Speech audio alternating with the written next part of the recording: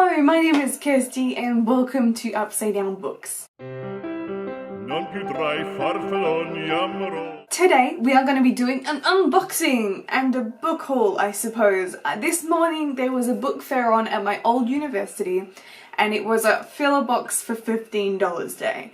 And I have a box and it was filled. I'm going to share with you what books I got today because I'm really excited about all of them, and there is nothing better than getting an entire box of books for $15.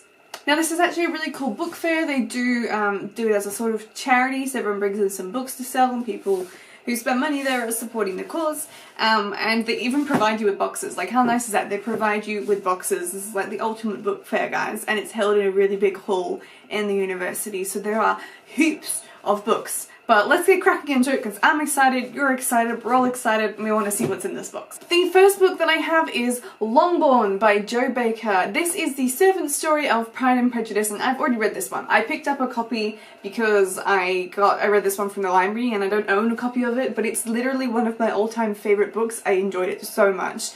This story is based off the fact that the author, when reading Pride and Prejudice, noticed that there's like one line, one mention of a butler, and so she's written an entire story sort of revolving around his character, although he's not actually the main character in this book. It's just really great. Like, if you're looking to read more about the Pride and Prejudice story, not that it's like officially part of it, obviously, this is a fantastic choice. The next book I have to show you is Treasure Island by Robert Louis Stevenson. I am a big fan of this author. He's a classic author and he wrote both Treasure Island, you probably know, that's a pretty famous book, but he also wrote Dr. Jekyll and Mr. Hyde, and I really enjoyed that. That's such a great but short classic, and I've read a couple of his books and I've got another one that's unread on my shelves, but when I saw that Treasure Island was there, I had to get it.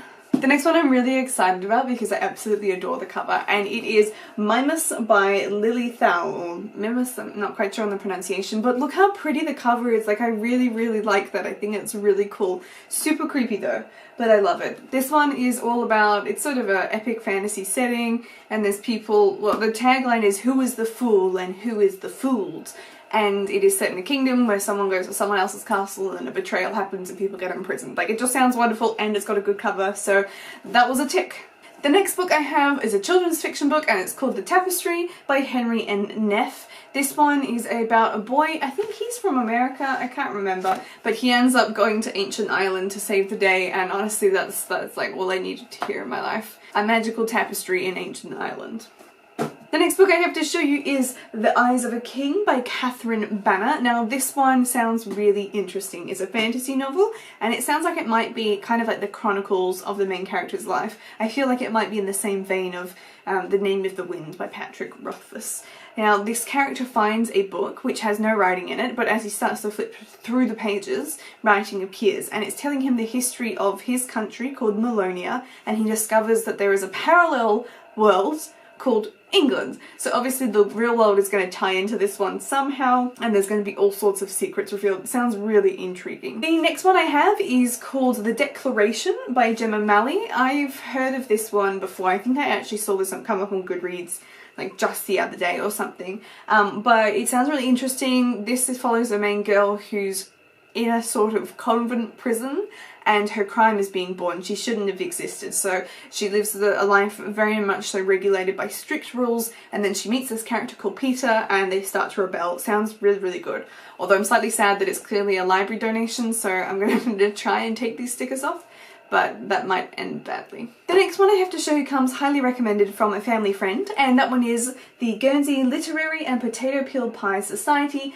by Mary Ann Schaffer and Annie Barrows. This one has like quite an interesting blurb, but the friend who recommended always speaks so highly of this one, and it's got an enormous number, it's got over 400,000 ratings on Goodreads. Like, it's super popular, you've potentially even heard of it. This one is sort of based on a story where there is one character who is corresponding with someone else from this society via letters, and the place where they are in Guernsey is under German occupation, I believe. And I believe she's slowly kind of learning about their life there and the horrors of living under that. It just sounds really interesting. I don't know too much about it. I just know that it's supposed to be amazing. It's not a big book at all, so I'm really excited to read it. If anything, because that's such a weird title and I love it. Okay, we're about halfway through now, so the next one I have to show you is The Water's Edge by Sarah Gruen. This one is the same author as Water for Elephants, so I was familiar with her name when I saw it and figured I might as well throw it into my box and bring it home. Sounds really interesting. This is about two characters, Madeline and Ellis, and they live in Philadelphia in 1944, and after various things happen they get cut off by his father and end up chasing the story of the Loch Ness Monster in the Scottish Highlands. So they go to Europe, they find this war-torn place because it's obviously just at the end of World War II and it's about the Loch Ness Monster. That's such like a weird arc to go from Philadelphia to Scotland, but I love it and I'm really curious about what's going to be inside this book. If you don't know, I'm a huge fan of Geraldine Brooks, so when I saw that Caleb's Crossing was there on the table to be picked, I snatched it up. I have read her book, People of the Book, and it's absolutely incredible. It is the book for book lovers. I'm gonna let you read the blurb and decide whether you think it's specifically for you, but Geraldine Brooks is such a talented author and I love it so much. Every time I go to secondhand fairs, I search for her books and I buy them. So I actually haven't read more than just that one book. At some point going to do a Geraldine Brooks marathon, I think, and just read through all the books I've got. So now what I really like in particular about this one is just before the blurb they have a kind of small explanation which I'll read to you. It says, in 1665 a young man from Martha's Vineyard became the first Native American to graduate from Harvard College.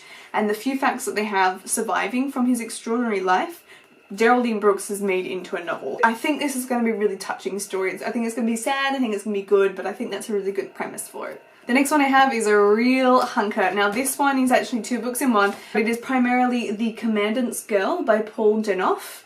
And the other book that's in here is The Diplomat's Wife. This one is set in Poland, and when it becomes occupied by Nazis, the main character ends up in a ghetto. She ends up in a ghetto where all the Jewish people are because she is a Jew, and under false papers she manages to get out. She starts living under a non-Jewish identity, and following that she catches the attention of a Nazi soldier who wants her to do work for him. So I think it's going to be a really beautiful story of a contrast of loyalties and, you know, the having to work for the Nazi but also wanting to be a part of the resistance. So I think this will be a really good story and I'm really interested in it. I love my historical fiction and I love how floppy this book is. And the last book I have to show you was one I just had to get when I saw it, is And Another Thing by Owen Colfer. Now this one is the 6th book in the Hitchhiker's Guide to the Galaxy series. Douglas Adams didn't quite finish this story. This is technically a collaboration between the two of them, but it was Colfer who finished the book off